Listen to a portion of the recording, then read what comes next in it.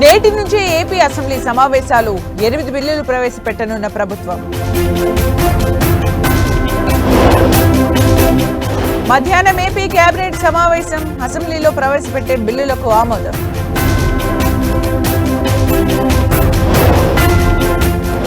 జగన్ అధ్యక్షతన మధ్యాహ్నం YCP LP meet, రాజకీయ అంశాలు, ప్రజా సమస్యలపై చర్చ. హైదరాబాద్ లో దంచి కొట్టిన వాన, ఇంకా వరదలో పలు కాలనీలు.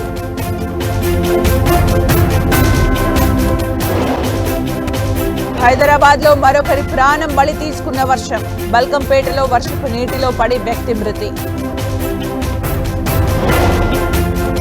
నైరుతి బంగాళాఖాతంలో అల్పపీడనం, రాయలసీమలో 2 రోజులు వర్షాలు. ఇవాళ రాహుల్ గాంధీ కీలక ప్రెస్ మీట్, హైడ్రోజన్ బాంబు పేలుస్తానని కామెంట్స్.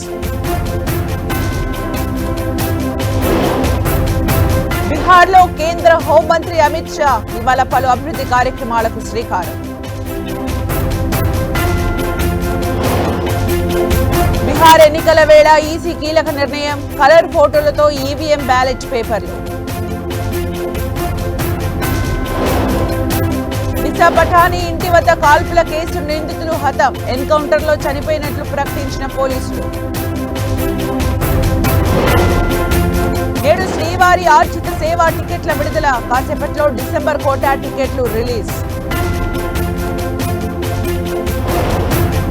అమెరికాలో ఈ ఏడాది తొలిసారి దిగి వచ్చిన వడ్డీ రేట్లు, ఇంట్రెస్ట్ రేట్లను 0.5% తగ్గించిన యుఎస్ ఫెడ్.